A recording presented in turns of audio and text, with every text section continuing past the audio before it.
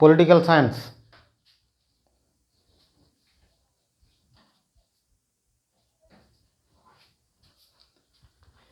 Polity, Indian polity.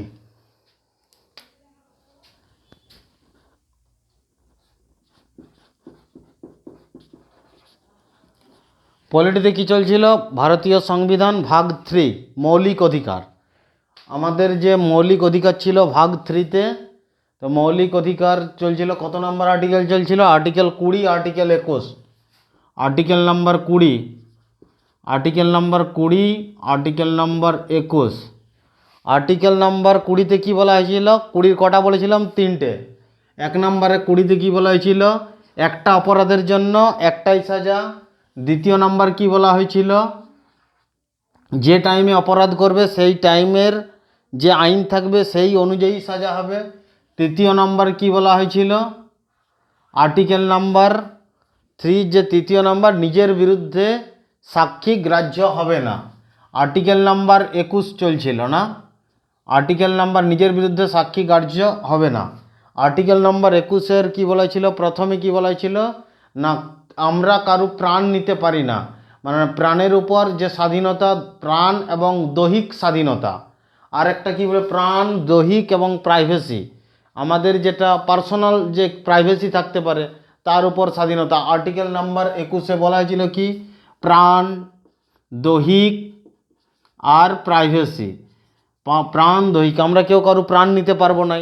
তারপর আমরা দৈহিক স্বাধীনতা আছে, তারপর আমাদের যে প্রাইভেসি, গোপনীয়তার স্বাধীনতা আছে। এটা আর্টিকেল নাম্বার 20 আর 21, এই দুটোকে আলপীকরণের মাধ্যমে এদেরকে কখনোই হাঁটানো যাবে না সংবিধান থেকে। এই দুটোকে 20 আর 21-কে হাঁটানো যাবে না, এই দুটোকে হাঁটানোর কোনো নিয়ম নেই। এই আর্টিকেল আবার স্টে লাগানোরও কোনো নিয়ম নেই, আর্টিকেল নাম্বার 20 এবং আর্টিকেল নাম্বার 21। আজকে করব কি? আর্টিকেল নাম্বার 21-এর ক। আর্টিকেল নাম্বার 21 ক, একে হাঁটানোর অধিকার আছে, স্টে লাগানোর অধিকার আছে। আর্টিকেল নং 21, 21, 21-এর ক, আর্টিকেল নাম্বার 21-এর ক, সেখানে যেটা বলা হয়েছে কি না, প্রাথমিক শিক্ষার সবার উপর সমান অধিকার আছে। প্রাথমিক শিক্ষায় আর্টিকেল নাম্বার 21 কয় কি বলেছে? শিক্ষার উপর, মানে আমাদের যে ভারতীয় সংবিধানে হায়ার এডুকেশন নিয়ে কোনো কিছু এখানে লেখা নেই, কিন্তু প্রাথমিক 6 থেকে 14 বছরের শিশুদের যে প্রাথমিক শিক্ষায় সবার সমান অধিকার আছে। 21-এর ক কি বলেছে? প্রাথমিক শিক্ষায়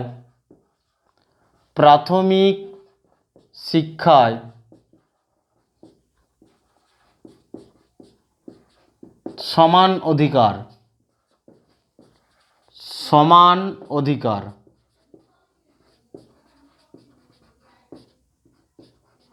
প্রাথমিক শিক্ষায় সমান অধিকার কত না? 6 থেকে 14 বছরের শিশুদের জন্য।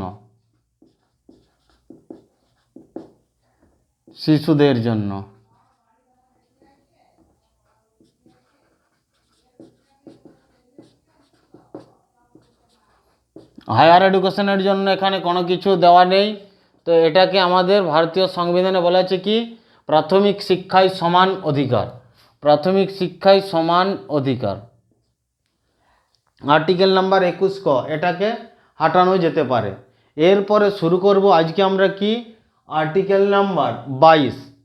আর্টিকেল নাম্বার 22-এ কি বলা হয়েছে না, গ্রেপ্তারের সংরক্ষণ। আর্টিকেল নাম্বার 21 ক করা হলো। এরপরে কি? আর্টিকেল নাম্বার আমাদের ধারাগত 22। আর্টিকেল নাম্বার কত না? 22। আর্টিকেল নাম্বার 22-এ কি বলা হয়েছে?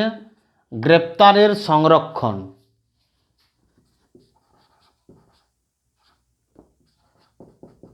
গ্রেপ্তারের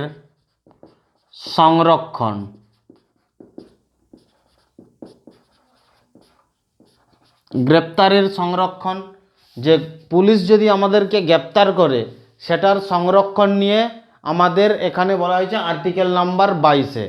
আর্টিকেল নাম্বার 22-এ এটা আমাদের মৌলিক অধিকারের মধ্যেই পড়ছে। তো গ্রেপ্তারের সংরক্ষণ 1 নম্বরে কি বলা আছে, আর্টিকেল নাম্বার 22(1)-এ কি বলা আছে, আর্টিকেল নাম্বার 22(1)-এ বলা আছে গ্রেপ্তার যদি পুলিশ আমাদেরকে করে তাহলে পুলিশকে কি দেখাতে হবে, ওয়ারেন্ট দেখাতে হবে। গ্রেপ্তার করার আগে ওয়ারেন্ট দেখাতে হবে। গ্রেপ্তার করার আগে, গ্রেপ্তার করার আগে, গ্রেপ্তার করার আগে, গ্রেপ্তার করার আগে পুলিশকে ওয়ারেন্ট দেখাতে হবে। পুলিশকে ওয়ারেন্ট দেখাতে হবে। পুলিশকে ওয়ারেন্ট দেখাতে হবে।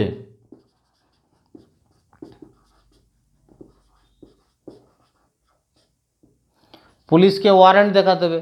ওয়ারেন্ট কোথা থেকে পাবে না, ওয়ারেন্টটা কী জিনিস, গ্রেপ্তারি পরোয়ানা কী জিনিস না, ওয়ারেন্টটা হচ্ছে কি, গ্রেপ্তারি পরোয়ানা বলতে কি বোঝা যাচ্ছে না, এটা দেয় কোর্ট থেকে, মানে আদালত দিতে পারে। ওয়ারেন্ট কে কে দিতে পারে, ওয়ারেন্ট দিতে পারে কে, 1 নাম্বার হচ্ছে ওয়ারেন্ট দিতে পারে আদালত, জজ সাহেব দিতে পারে, আদালত কোর্ট দিতে পারে। আর একটা কে দিতে পারে ওয়ারেন্ট, এসপি, এসপি সাহেব দিতে পারে ওয়ারেন্ট। তো এসপি ওয়ারেন্ট জারি করতে পারে কিংবা আদালত থেকে ওয়ারেন্ট জারি করে আমাদের সেই ওয়ারেন্ট আমাদেরকে দেখাতে হবে গ্রেপ্তার করার আগে। যে ধরো সাপোজ তোমাকে কেউ গ্রেপ্তার করতে এলো, গ্রেপ্তার করার সময় তুমি পুলিশকে দেখতে পারবে বিনা ওয়ারেন্টে কি অ্যারেস্ট করতে পারবে, বিনা ওয়ারেন্টে অ্যারেস্ট করার জন্য আলাদা নিয়ম আছে সেখানে। তো বিনা ওয়ারেন্টে অ্যারেস্ট করে দেখি আমার নামে কি ওয়ারেন্ট আছে, দেখি কি কারণে আমাকে গ্রেপ্তার করা হচ্ছে, আমি কি অপরাধে আমাকে গ্রেপ্তার করা হচ্ছে সেটা আমাকে জানাও। সেই কারণে ওয়ারেন্ট দেখাতে হবে। গ্রেপ্তার করার আগে পুলিশকে ওয়ারেন্ট দেখাতে হবে। আর্টিকেল নাম্বার 22(1)-এ বলা আছে, 22(1)-এ কি বলা হচ্ছে, গ্রেপ্তার করার আগে ওয়ারেন্ট দেখাতে হবে। 22(2)-এ কি বলা আছে, 22(2)-এ বলা আছে যে গ্রেপ্তার করার পর যদি তোমাকে পুলিশ গ্রেপ্তার করে নিল, গ্রেপ্তার করার পর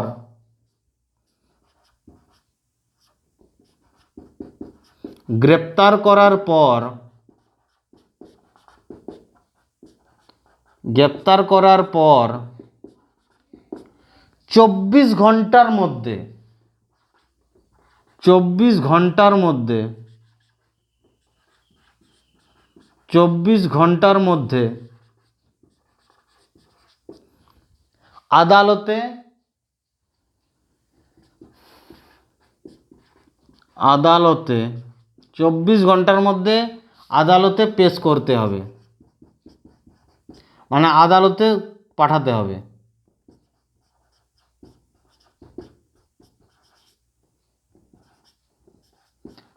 24 ঘন্টার মধ্যে আদালতে প্রেস করতে হবে।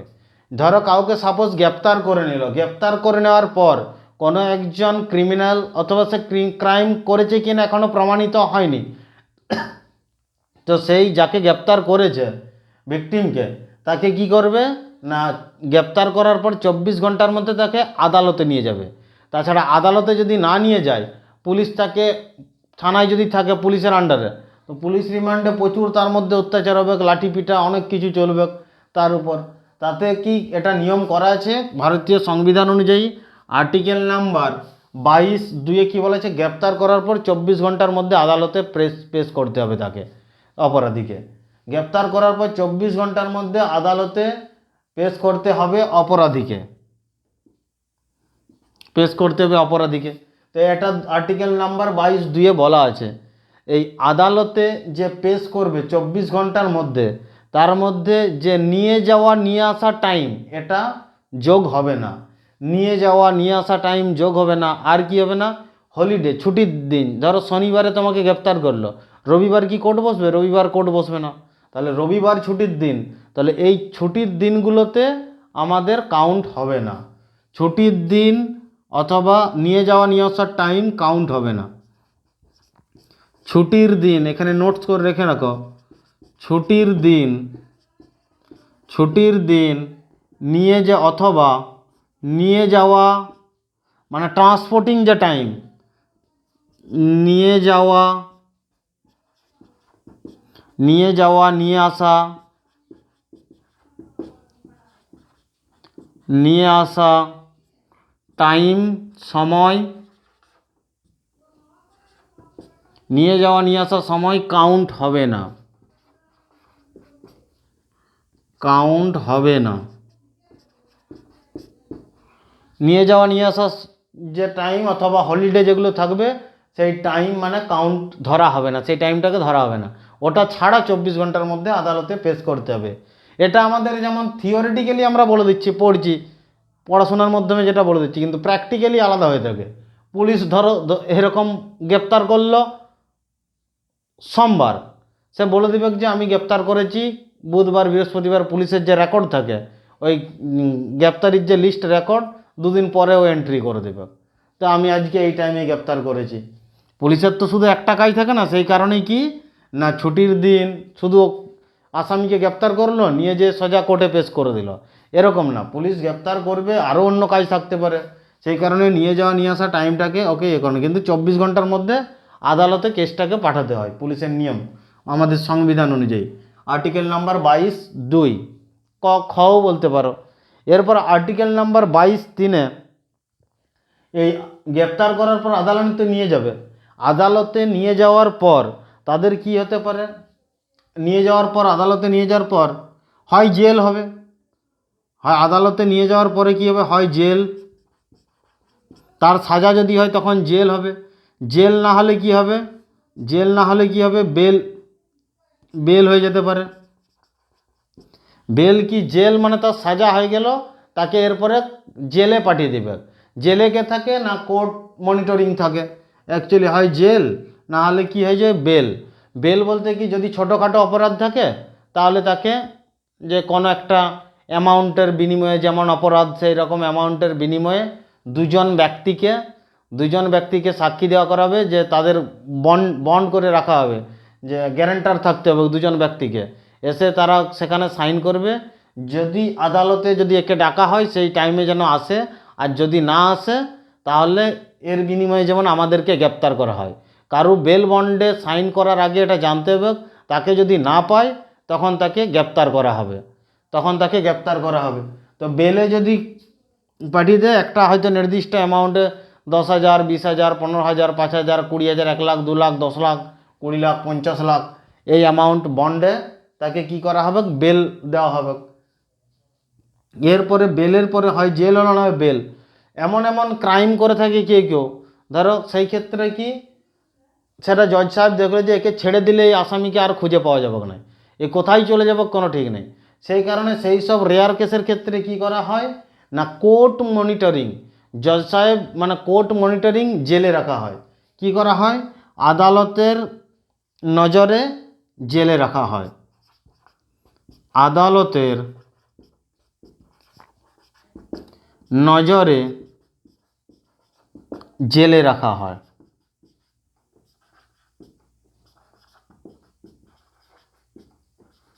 আদালতের নজরে জেলে রাখা হয়। আবার কোনো কোনো সময় কি হয় না আদালতের নজরে জেলে রাখা ছাড়াও আর একটা টাইম কি হয় না পুলিশদেরও আদালতকে বলল একে কোনো কিছু তথ্য তার কাছ থেকে জেরা করে বার করবে, সেরকম জেরা করে বার করানোর জন্য পুলিশের প্রয়োজন হবে। দ্বিতীয়ত কি না সে যদি তার প্রমাণ সমস্ত কিছু এমনই প্রভাবশালী হলো, সে যদি কোনো কিছু প্রমাণ আর সমস্ত কিছু লোপাট করে দেয়, সে তো জানে যে ক্রাইম করেছে, যে তার কিছু কোথায় কি প্রমাণ আছে। প্রুফ বলতে কি আমাদের কোর্ট কি নিজের বিরুদ্ধে সাক্ষী সেটাকে গ্রাহ্য করে না, মানে কি তার প্রমাণ চাই, প্রমাণ ছাড়া কাউকে সাজা দেয় না। তাহলে প্রমাণ বলতে কি কেউ যদি কাউকে খুন করেছে তখন তার হাতে যে ছুরি দিয়ে খুন করেছে, যে অস্ত্র দিয়ে, সেই অস্ত্রে তার ফিঙ্গারপ্রিন্ট সেটা পুলিশ দেখে সেটাকে তার প্রুভ করে তার বিরুদ্ধে এগেনস্টে প্রমাণ বার করবে, সেই ছুরিটা কোথায় রেখেছে কোথায় ফেলেছে ওকে সেখানে বলে জিজ্ঞাসা করে তার কাছ থেকে বার করে সেটা খুঁজে আনবে, তার ফিঙ্গারপ্রিন্ট দেখে তার প্রুফ দেখাবে এইভাবে। তো এই জিনিসগুলো কোনো কোনো ব্যক্তি যদি সাক্ষী থাকে তাদেরকে কি করবে না, তাদেরকে হুমকি দেবে এরা। সেই কারণে সেই সব কোনো ব্যক্তিকে, অপরাধীকে পুলিশ রিমান্ডে নেয়, পুলিশ রিমান্ডে নেয়। পুলিশ রিমান্ড হচ্ছে প্রচুর ডেঞ্জার।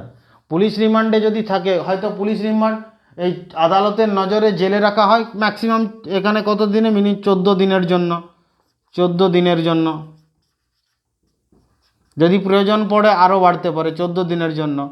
তো এখানে পুলিশ যে চাইবে কি, এই এই যে অপরাধী আছে, যে এখানে আছে, যাকে আদালতে পেশ করা হয়েছে, একে যাতে পুলিশ রিমান্ডে দেওয়া হয়। একে আমরা অনেক কিছু তথ্য যাচাই করব, পুলিশ রিমান্ডে নেওয়ার প্রয়োজন। তাছাড়া এ অনেক কিছু আমাদের যা কিছু সাক্ষী টাক্ষী আছে, একে যদি বেল দিয়ে দেওয়া হয় তাহলে এ অনেক কিছু সাক্ষী নষ্ট করে দেবে, আদালতও দেখবে হ্যাঁ এটাও তো ঠিক, তাহলে সেক্ষেত্রে পুলিশ রিমান্ড, ঠিক আছে 14 দিন না, একে 10 দিনের জন্য পুলিশ রিমান্ডে দেওয়া হবে, 10 দিনের জন্য, 10 দিনের জন্য পুলিশ রিমান্ডে দেওয়া হয়। তো বিভিন্ন কেসের ক্ষেত্রে বিভিন্ন রকম হয়, কিন্তু মিনিমাম যেমন আমাদের থাকে ম্যাক্সিমাম 10 দিনের নিয়ম আছে, ম্যাক্সিমাম 10 দিনের নিয়ম আছে। তো এই পুলিশ রিমান্ডে যখনই যায় না, তাকে তার স্বাস্থ্য পরীক্ষা করে পুলিশ রিমান্ডে নিয়ে যাবে।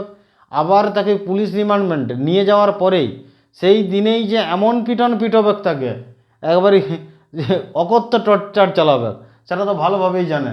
যে টর্চার চালানোর পর লাস্ট 5 দিন তাকে ঠিকঠাক রাখবে, আবার চেক আপ করে আদালতে তাকে পেশ করবে, আবার চেক আপ করে তাকে আদালতে পেশ করবে। কারণ প্রথম দিকে যদি তার উপর টর্চার করে, নাহলে পরের দিনেই যদি সেই টর্চার করে নিয়ে চলে যায়, সে একেবারে পুরো জায়গা ব্যথা থাকবে, কাঁধ থাকবে, চলতে পারবে না, এ তো টর্চার করা তো চলবে না।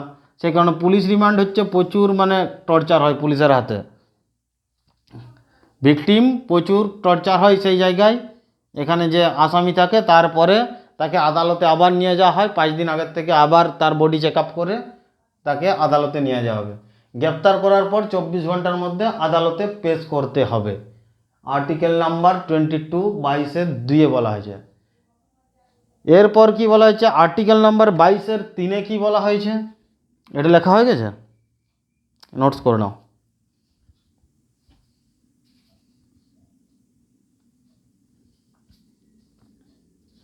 নোটস করে নাও।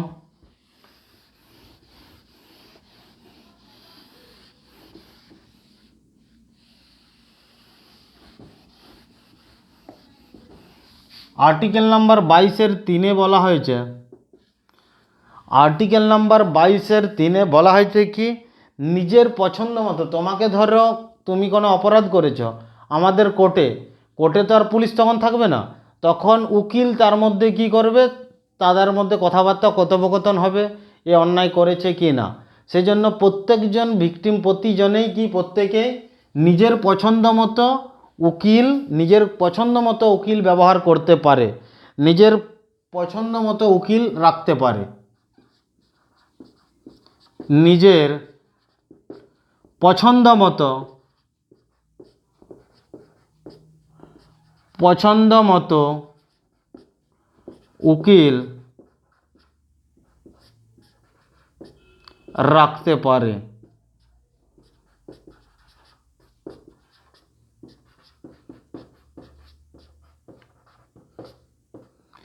নিজের পছন্দ মতো উকিল রাখতে পারে, যেমন আরজি করের কেসে কে, কপিল সিব্বলের মতন উকিল আরজিকর ঘটনার বিরুদ্ধে কি করেছিল, যারা যে ভিকটিম ছিল তার হয়ে ওকালতি করেছিল আরজিকরের ঘটনায়।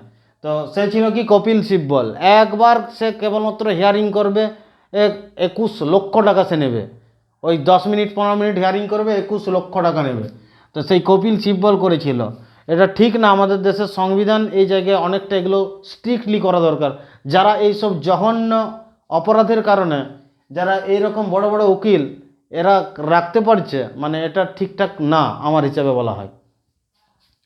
তো এই রকম উকিলকে রাখা হয়েছে। আজ আরজি করার কেসকে কী করেছে, এবারে সম্পূর্ণ মিশিয়ে দিয়েছে, মানে সব তো উড়িয়ে দিল, কোনো কিছুই প্রমাণ পেল না, কি হলো না হলো সব কিছু দেখতে পাচ্ছে পাবলিক, সব কিছু বুঝতে পারছে। তো নিজের পছন্দ মতো উকিল রাখতে পারে প্রত্যেক ভিকটিম, কিন্তু পছন্দ মতো উকিল রাখতে পারে এটা হচ্ছে সিস্টেমেটিক্যালি, কিন্তু এগুলোর অপব্যবহার করছে, বড় বড় ক্রাইম করছে, সব থেকে তারাই বড় বড় উকিল নিয়ে চলে আসছে। আর অরিজিনাল যাদের প্রয়োজন, অথচ যাদের পয়সা নেই তারা তো এই এত বড় বড় উকিল হায়ার করতে পারে না। এই জায়গাগুলো দেখা দরকার, মানে সংবিধান সবার জন্য সমান আইন সমান বিধান হওয়া দরকার, কিন্তু যার টাকা আছে সে বড় উকিলকে হায়ার করছে, যার টাকা নেই সে পারছে না, সে কোর্ট পর্যন্ত পৌঁছে নর্মালি সাজা হয়ে যাচ্ছে ফার্স্ট স্টেজেই। তো এগুলো কি উকিলকে নর্মালি মানে এক নর্মাল হিসেবে রাখা দরকার, প্রয়োজন। নিজের পছন্দ মতো উকিল রাখতে পারবে, এটা বলা হয়েছে কি আর্টিকেল নাম্বার ধারা 22(3) কি বলেছে, নিজের পছন্দ মতো উকিলকে রাখতে পারবে। তাহলে এটা হয়ে গেল কি ভারতীয় সংবিধান আর্টিকেল 22(3)। এর উপরে 4 নম্বরে কি বলা হয়েছে, 4 নম্বরে হচ্ছে, এটা হচ্ছে প্রচুর ডেঞ্জার। 4 নম্বরে প্রচুর preventive detention. Preventive detention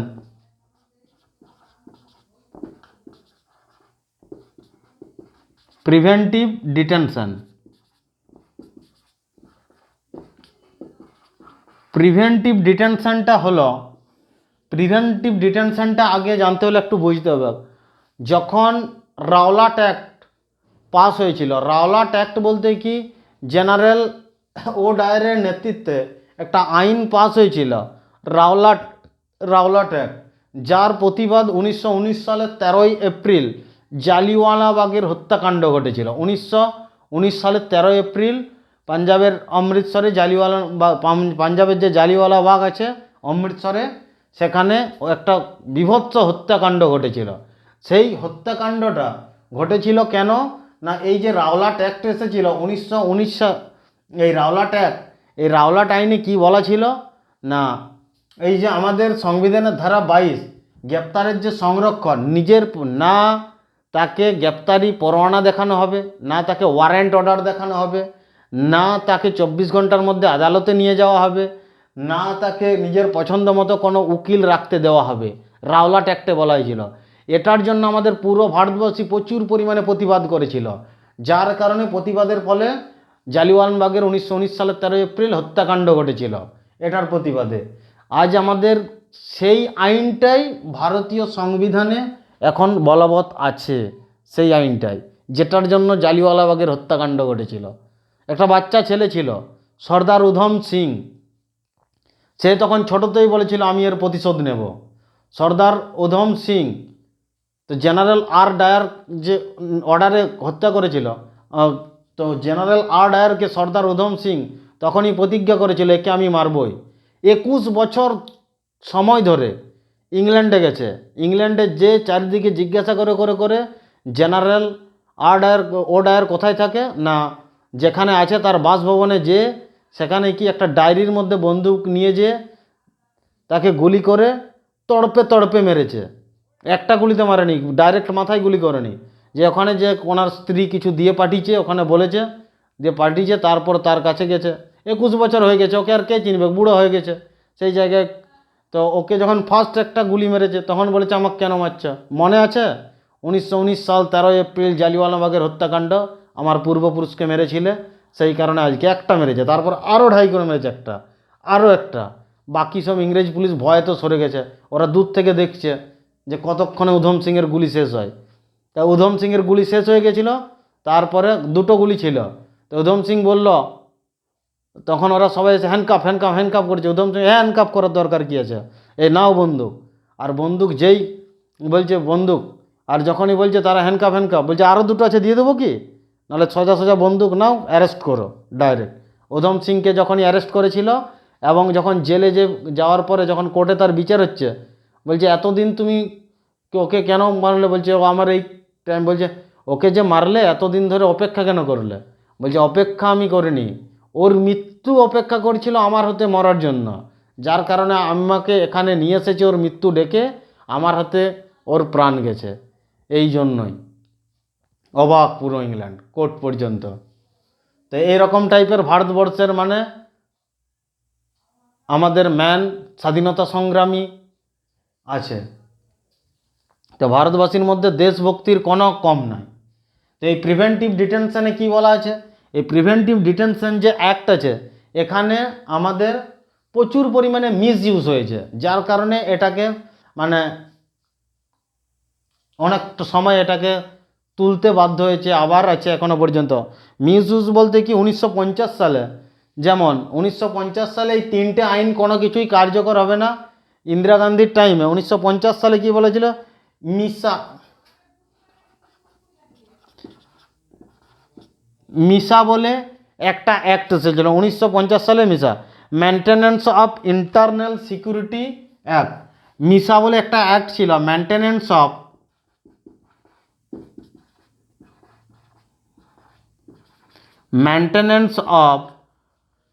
internal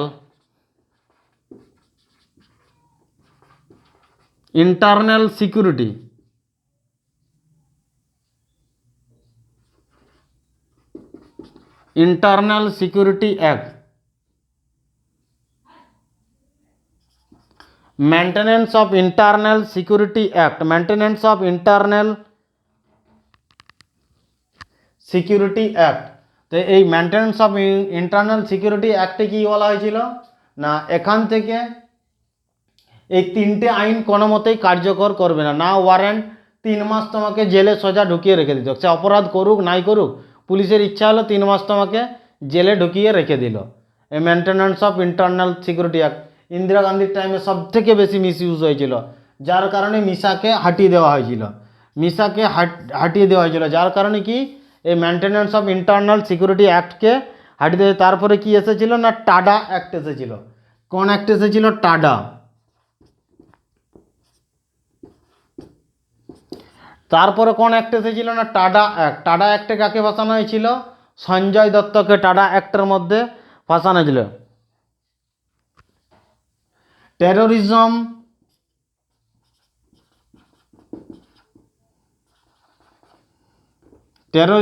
and destructive act,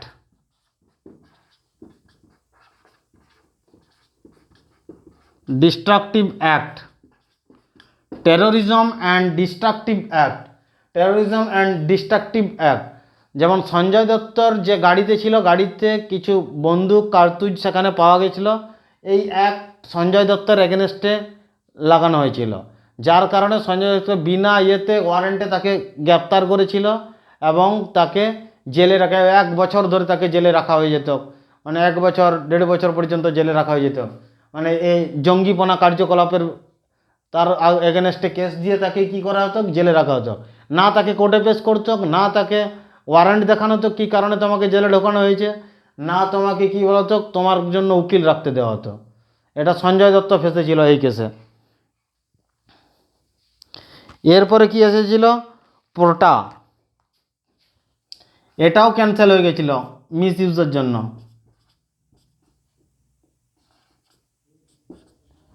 prevention of terrorism act, prevention of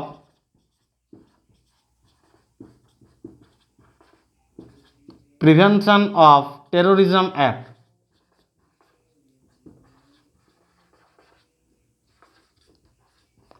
prevention of terrorism act, POTA, prevention of terrorism act. এটার ক্ষেত্রেও সেম। তারপরেও দেখলো পোটাতেও কি, এটাতেও তোমার 1 বছরের আপে তোমাকে সোজা ডাইরেক্ট বিনা ওয়ারেন্টে, বিনা তোমার কোর্টে নিয়ে যেয়ে তাকে ডাইরেক্ট নিয়ে চলে আসতো, অ্যারেস্ট করে পুলিশের হাতে রেখে দিত, পুলিশ রিমান্ডে। তো প্রিভেনশন অফ টেরোরিজম অ্যাক্ট, তার মধ্যে দেশদ্রোহী জঙ্গি হিসাবে তার মধ্যে কেস দিয়ে দিত এবং তাকে ডাইরেক্ট গ্রেপ্তার করে নিত।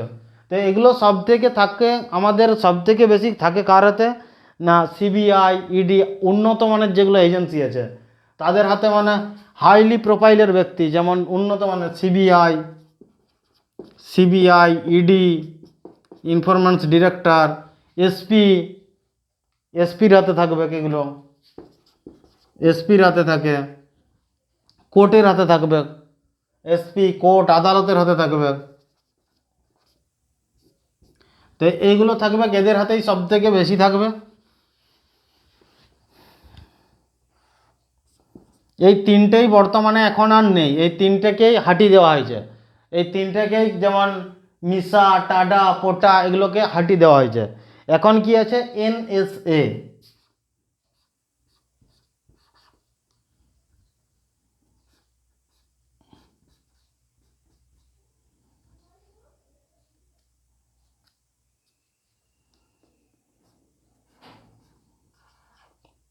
NSA,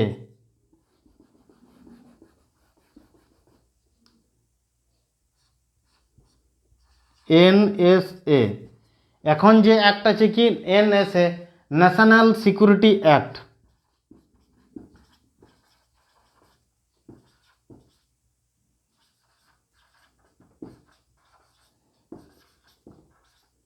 national security national security act.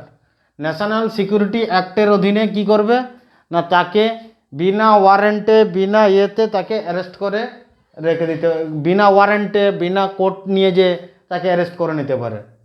যে এ অপরাধ করতে পারে, মানে এটা কি ডিটেনশন, প্রিভেন্টিভ ডিটেনশন অ্যাক্ট বলতে কি কোনো ব্যক্তি অপরাধ করতে পারে, অপরাধ করেনি, অপরাধ করতে পারে, সেই জন্য তাকে এখানে এই অ্যাক্টের অধীনে তাকে অ্যারেস্ট করে নিতে পারে। যে এ এলে এত বড় অপরাধ ঘটে যেতে পারতো না, সে আদৌ কোনো অপরাধ করেনি, আবার করতেও পারে নাও পারে, তাকে বিনা কারণে তাকে 1 বছর 1.5 বছর 2 বছর তাকে জেলের মধ্যে রেখে দেয়।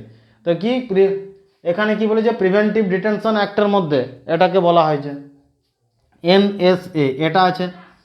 দ্বিতীয়ত কি না, এনএসএ ছাড়া কি আছে ইউএপিএ, ইউএপিএ, ইউএপিএ অ্যাক্ট আছে। আনলফুল, ইউএপিএ এর পুরো নাম কি আনলফুল, আনলফুল। ইউএপিএ এর পুরো নাম হচ্ছে unlawful activity prevention act, unlawful activity prevention act.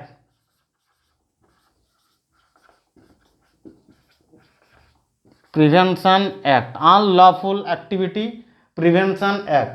তো এগুলো সব থেকে আমাদের এই পুরো কন্ট্রোল থাকে ম্যাক্সিমাম আমাদের স্টেট গভর্নমেন্টের আন্ডারে, রাজ্য সরকারের এগেনস্ট, সরকারের এগেনস্টে থাকে। তো ও কোনো পাবলিককে যদি মনে করে যে সম্পূর্ণ বরবাদ করে দেবো, এনএসএ অ্যাক্ট লাগিয়ে ন্যাশনাল সিকিউরিটি অ্যাক্টের অধীনে, ইউএপিএর অ্যাক্টের অধীনে তাকে বিনা কারণে 3-4 বছর তার এগেনস্টে জেলে এসে রেখে দিবে। তো এনএসএ অ্যাক্টের আর ইউএপিএ অ্যাক্টের অধীনে তাকে জেলে রেখে দিতে পারে। ম্যাক্সিমাম এই অ্যাক্টটা জারি করে কে, এসপি, সুপারিনটেন্ডেন্ট অফ পুলিশ, ও জারি করবে ওর নির্দেশে। তো এটা থাকা জরুরিও আছে অবশ্য কোনো ক্ষেত্রে, তাছাড়া বিরাট বড় একটা ভায়োলেন্স ঘটে যেতে পারে, সেই সব ব্যক্তিকে এনে রাখতে হবে। নর্মালি দেখা যায় না সচরাচর কারো উপরে ইউএপিএ প্রয়োগ হয়েছে, এনএসএ প্রয়োগ হয়েছে, কিছু কিছু ক্ষেত্রে দেখা যায়। আবার সব থেকে ডেঞ্জার কি যদি মিস ইউজ হয়, সেই ক্ষেত্রে প্রচুর ডেঞ্জার এইগুলো। তো যাতে মিস ইউজ না হয়, এগুলো মিস ইউজ হয়েছিল বলে এগুলো আস্তে আস্তে উঠে গেছে। এখন এই দুটো আবার আছে কি এনএসএ ন্যাশনাল সিকিউরিটি অ্যাক্ট আর UAPA unlawful activity act, unlawful activity prevention act. এগুলো লেখে নাও সব। তাহলে আর্টিকেল নাম্বার 22 এখানে কমপ্লিট হলো। এরপর আমাদের কি হবে না, আর্টিকেল নাম্বার 23-এ হবে। আর্টিকেল নাম্বার 23, আর্টিকেল নাম্বার 22 চলছে, 23, 24, 25 পরে এগুলো একটু বড় বড়, এই অ্যাক্টগুলো, এই যে ধারাগুলো আছে এই ধারাগুলো একটু বড় বড় আছে, টাইম লাগছে সেই কারণে, নাহলে আস্তে আস্তে এগুলো সব কমপ্লিট হয়ে যাবে।